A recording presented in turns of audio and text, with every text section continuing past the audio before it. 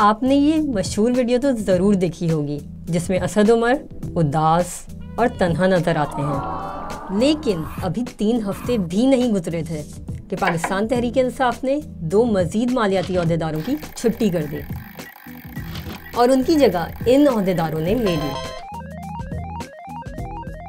लेकिन ये हैं कौन और इनके तबादले का मकसद क्या है, ये सोच आपको बताएगा। शुरू करते हैं डॉक्टर हफीज शेख से।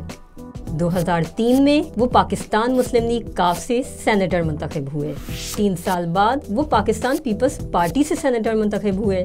फिर 2010 में वो पीपीपी की तरफ से वजीर खजाना मुंतखब हुए, लेकिन 3 साल बाद ही अचानक से मुस्ताफी हो गए। यूँ लगता है कि डॉक्टर शेख सियासत के दावपेच असद उमर से काफी बेहतर जानते हैं। ये भी सच है कि उनका इक्तिसादी पस मंजर असद उमर से काफी बेहतर है। जैसे बॉस्टन यूनिवर्सिटी से माशियात के शोबे में 2 डिग्रीज।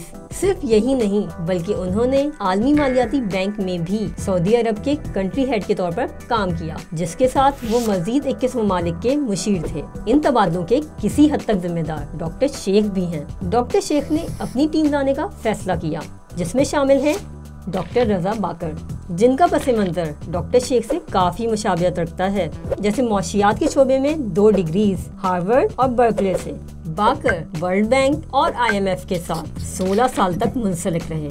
अभी हाल ही में वो IMF के एक अहम नुमाइंदे की हैसियत से मिस्र में तैनात थे। ज़राए के मुताबिक डॉक्टर शेख और वजीर आज़म इमरान खान दोनों का मानना था कि FBR के साबका चेयरमैन की काबिलियत औसत दर्जे की थी। अब आते हैं शब्बर जैदी, जो कि AF फर्गुसन नामी अकाउंटिंग फर्म के साबका शराकतदार हैं। उनको निजी शोबे में तजुर्बे के पस मंजर की वजह से FBR की इस्लाहात जैसा मुश्किल काम सौंपा गया। एक ऐसा सरकारी इदारा जिसने खुद को तब्दील करने में हमेशा तारुज़ बढ़ता है। FBR को इस वक्त तारीखी आमदन खसारे का सामना है, जिसका हजम 450 अरब रुपए है। तो एक वर्ल्ड बैंक का साबका ओहदेदार, IMF का साबका ओहदेदार और निजी शोबे का ओहदेदार सब बर वक्त जमा हुए हैं IMF से पाकिस्तान के 22वें कर्जे के लिए। खैर, इस बारे में अभी भी बातें की जा रही हैं कि ये नई टीम IMF की शराइत को किस तरह देखेगी। क्या जैदी माली खसारे को कम करके टैक्स का जाल बढ़ा सकेंगे?